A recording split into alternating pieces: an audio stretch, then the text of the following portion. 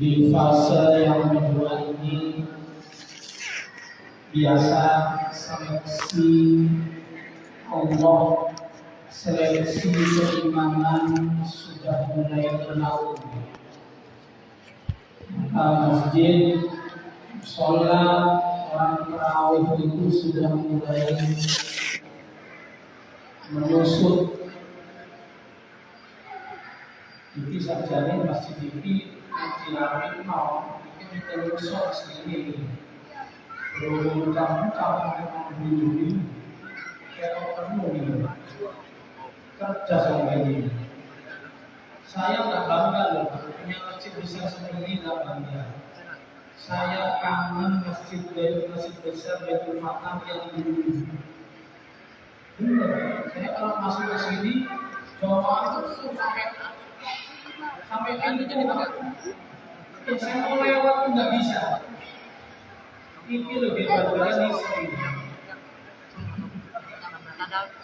Tapi bersyukur panjenengan termasuk hamba Allah yang memasuki tahap kedua, lolos seleksi tahap pertama masuk tahap kedua, mudah-mudahan lanjut di tahap yang ketiga nantinya. 10 hari pertama lewat, memasuki 10 hari yang kedua, dan yang terakhir nanti 10 hari yang terakhir itu dibenarkan. Tujuan puasa itu adalah mengendalikan hawa nafsu. Allah ciptakan malaikat punya akal, tak punya nafsu. Sehebat-hebatnya malaikat tak punya dosa, tapi dia tak akan mampu bikin masjid, tak akan mampu bikin rumah, karena malaikat tidak punya keinginan. Allah ciptakan binatang, dia punya nafsu tapi tidak punya akal.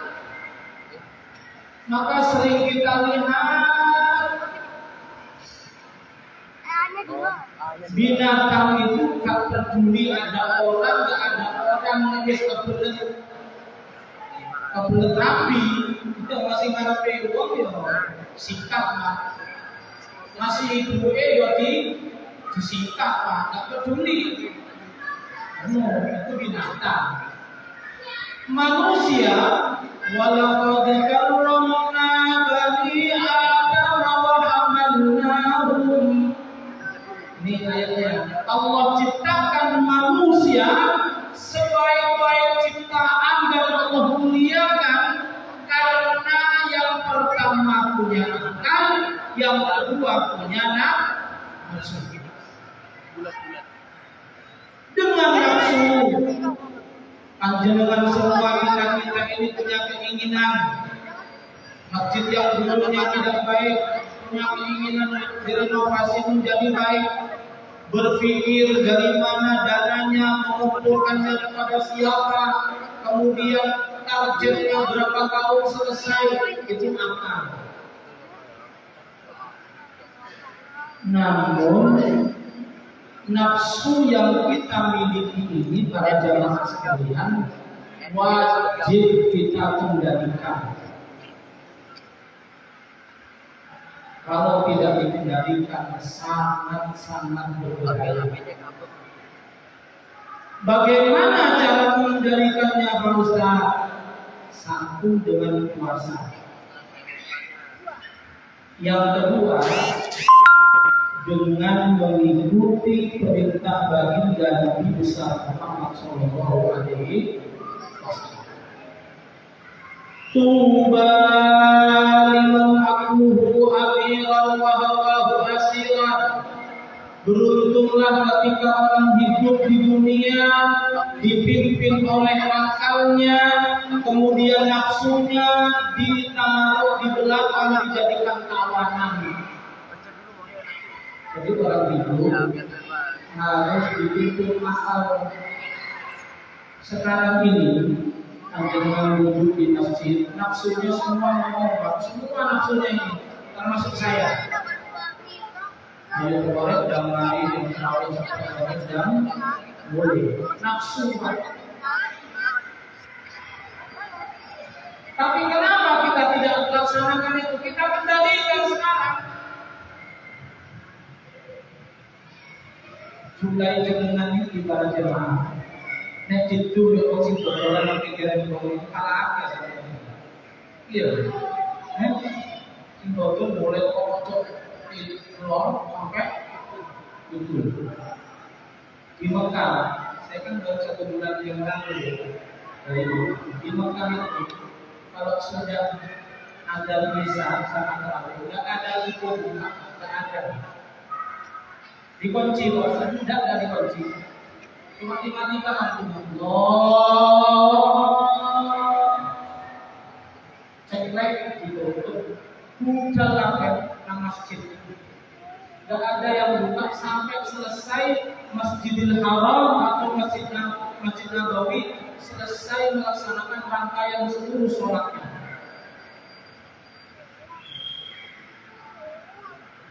Mungkin ini perhatian. Saat ini menjelang maghrib keluar dari masjid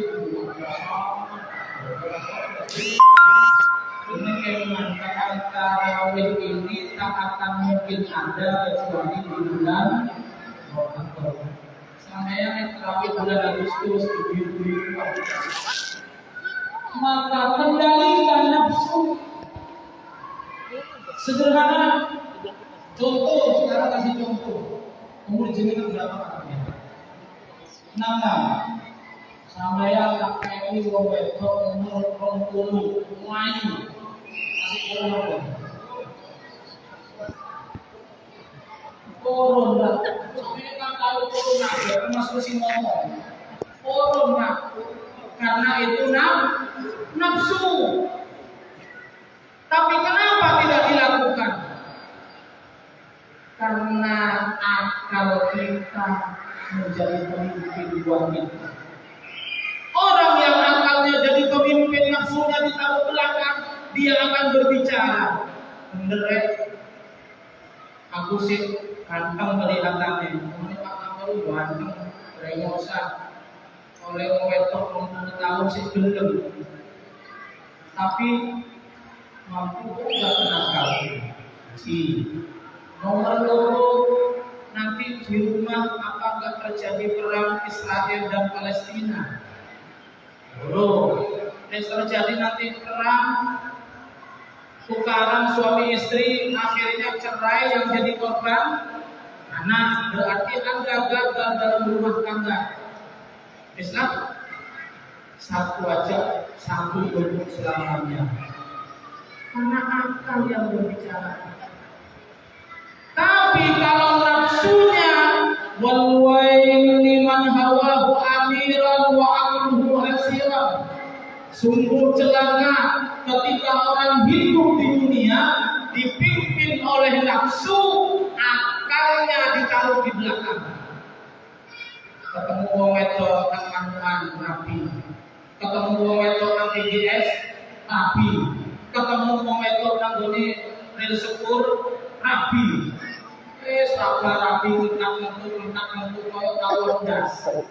Apa mau ngene model tawon das ini? Orang yang seperti ini akan celaka. Termasuk kasus apa ini? Pertamina ya. Pertamina ini Pertalite joplos di pertama. Makanya mobil mengajar. Mulai 2018 sampai sekarang baru ketahuan kerugian negara hampir 1.000 triliun. Ayam 9 orang yang ketangkep KPK itu. Sampai lihat gajinya. Paling rendah 500 juta. Paling rendah. Direkturnya itu ada yang 1 M. Direktur utamanya 2 M. 1 bulan ya. Ya Allah, kita takdir 1 bulan gaji 2 M kita pikir. Selamat. Sebenarnya yang pikir. Masuk begini. Tanggal 1 rohem, tanggal 1 rohem.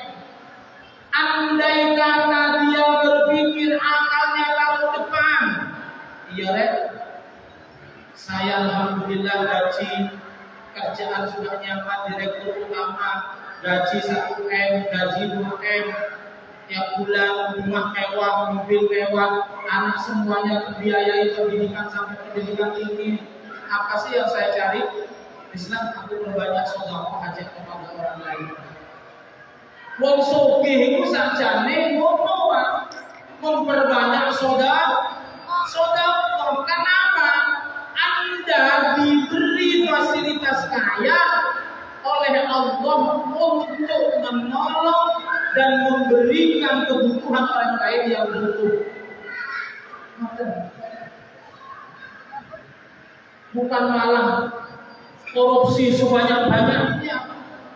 Jadi orang satu itu Pak Direktur tiap bulan ada yang dapat 100M satu bulan korupsinya. Masya Allah. Itu karena apa? Karena nafsu. Ketika nafsu ditaruh di depan, maka celaka. Sekarang masuk KPK. Ada beberapa dengan ini kendalikan hawa nafsu. Ceramahnya ini berapa jam?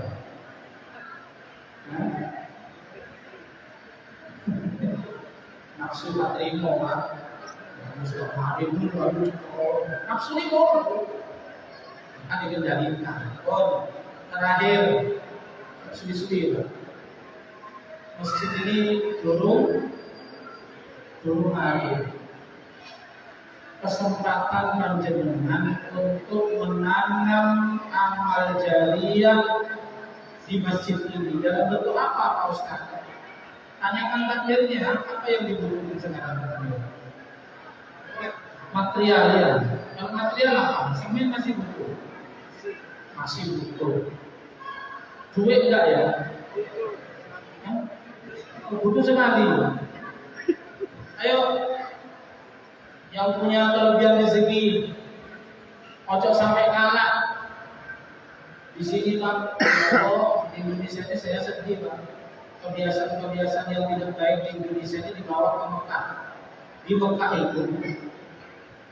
itu orang Indonesia terbanyak dan terbaik dalam melaksanakan ibadah umroh.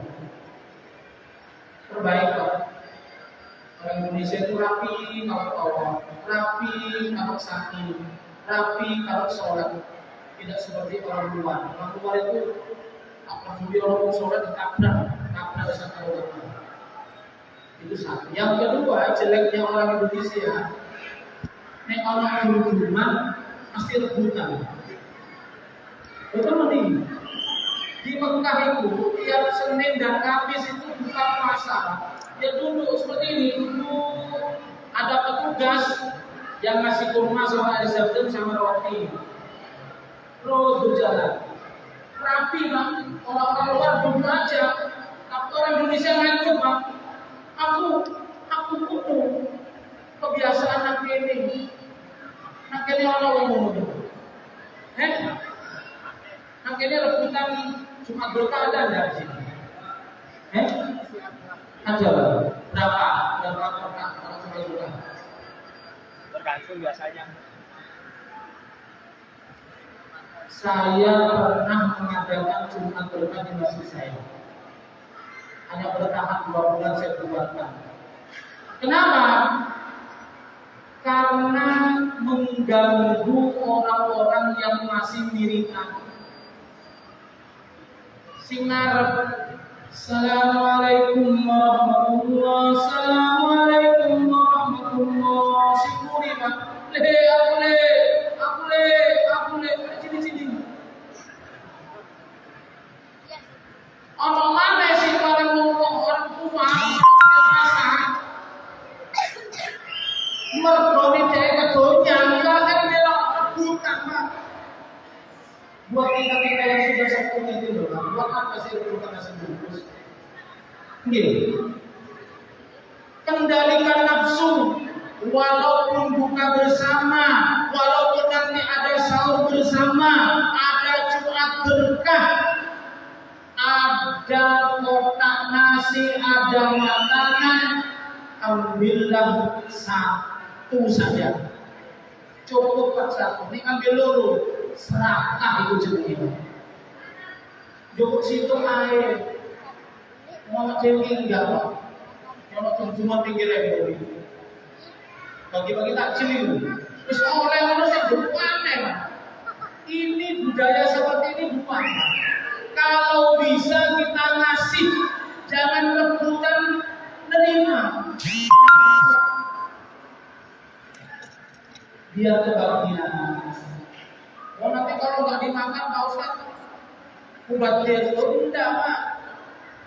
Pasti ada yang makan. Kasihan kalau memang jumlahnya rata-rata jumlah jumlah berkah atau nasi kotak yang dibawa ke masjid itu rata-rata lebih sedikit dibandingkan jamaahnya.